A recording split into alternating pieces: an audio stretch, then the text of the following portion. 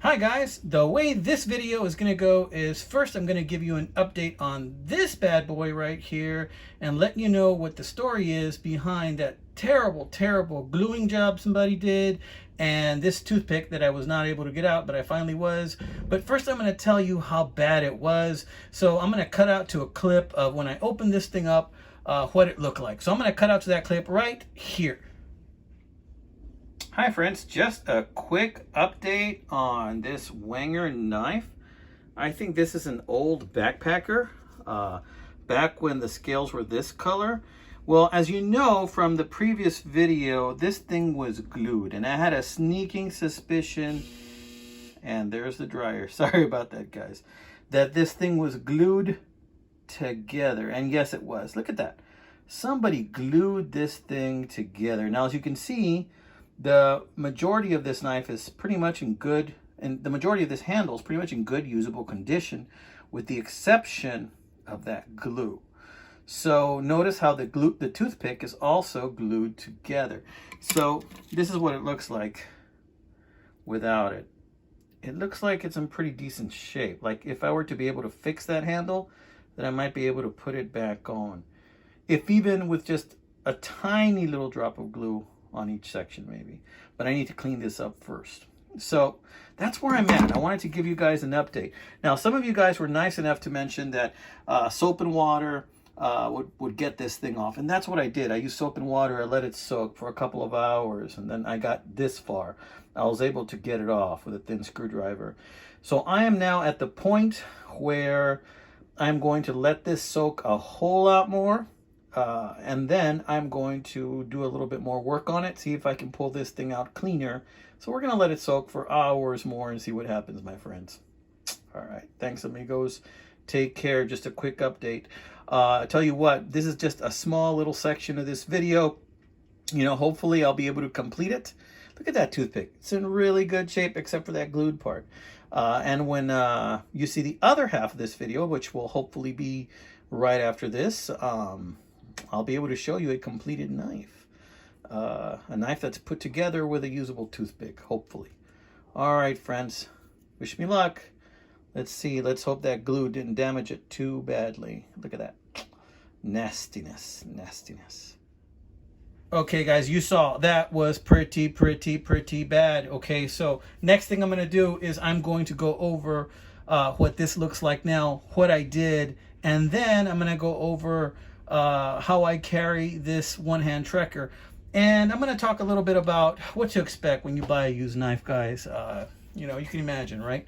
So in any case, when I took this off, I realized that yes, somebody had glued it together, and as you saw, the gluing job was really bad, and it was substantial. So in the process of dipping it in soap and water for several hours and also trying to chip off away at that glue, I took off a little piece of the cover right here, and I wasn't very happy with that. And I found that it was so damaged right here. See, there's 3 buttons. There's one here, there's one here, and there's one here. It's kind of receivers, and there's recessed parts to the handle, as you saw in the video.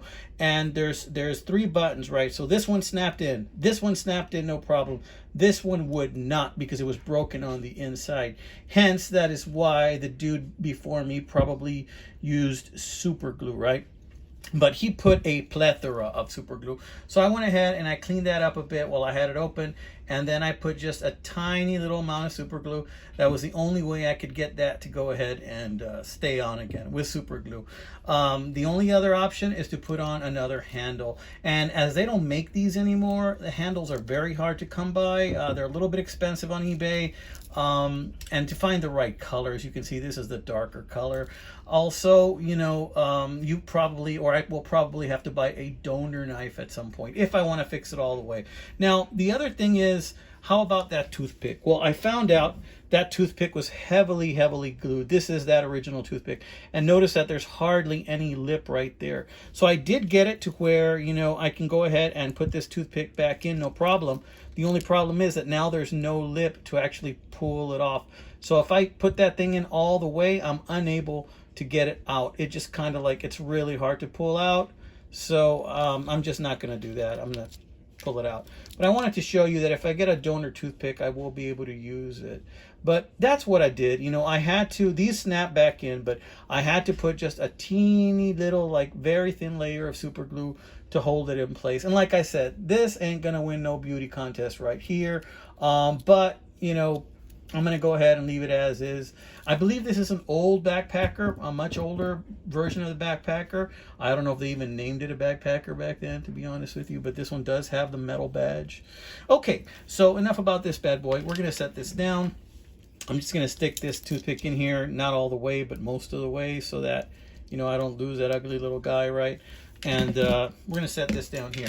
Now, I saw a video. I subscribed to a channel called SAK Tricks and EDC Kits, and I saw him put an ALOX knife in a smaller version of this pouch right here, a smaller version of this pouch. And I got this pouch right here from, I believe, please forgive me if I'm wrong, but I believe I got it from D's Knives. I think he sent this to me a while back in a care package. And the thing is I started thinking to myself, if he could do that with an ALOX and a smaller version of this belt pouch, could I do this with a one-hand trekker? And sure enough, this thing fits a one-hand trekker perfectly. Did it fit right away? No. I got this wet, and as you know, leather kind of molds to whatever you put in it once you get it wet. And then after I let it dry, boom, right there. It just fits it perfectly, right? Holds it really tight.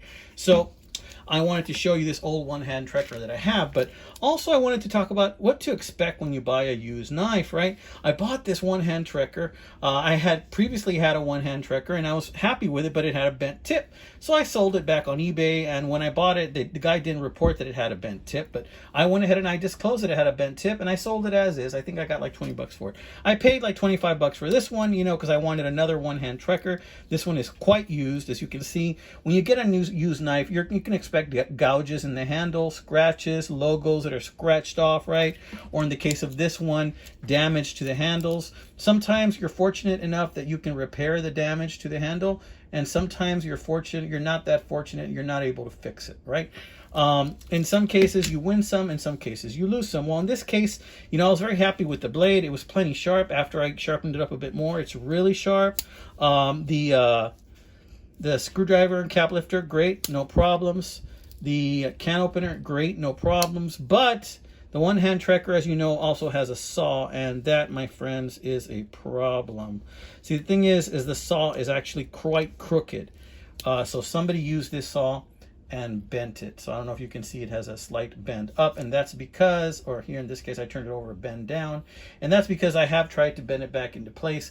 The other thing is it is not sharp at all, my friends. It is not sharp. I've been trying to sharpen it a little, but this thing was just dull big time.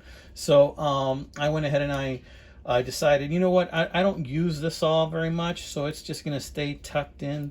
Later on I might try and sharpen it. And then when you close it, of course, it hits the side because, you know, it's so bent out of shape. These are some of the things you can expect when you buy a used knife. You know, it's going to have imperfections. You know, I do enjoy buying used knives because what I do is I repair them a lot of the times, and that's part of the hobby for me, and I can get great deals buying used knives when I repair them. So for me, that's just, it goes with the territory, right? But I want to go ahead and put this out there, you know, word to the wise. You know, if you're going to buy a used knife, expect problems that are not reported when you buy it on eBay. Whether you buy it on eBay, Etsy, Letgo, classifieds, you know, Craigslist, whatever. People that are not knife collectors do not know to look for a lot of these errors. And then there are some sellers that can be dishonest and they just choose not to report it, right? But more often than not, it's because the seller doesn't know what to look for. So when you get a knife, you're going to get something that may have flaws. So you need to be mentally prepared to deal with that and emotionally prepared to deal with that, my friends. If you're going to get a good bargain, you know, odds are you're not going to get a perfect knife. And you got to be okay with that, right? I'm okay with this one. I got this. I'm going to carry it like that. This is just one of my knives, right? This is another one. I got so many knives, and this is going to be one of those hard use knives that I'm going to use out there when I'm doing yard work and what have you. So I'm not bothered by that one bit, right?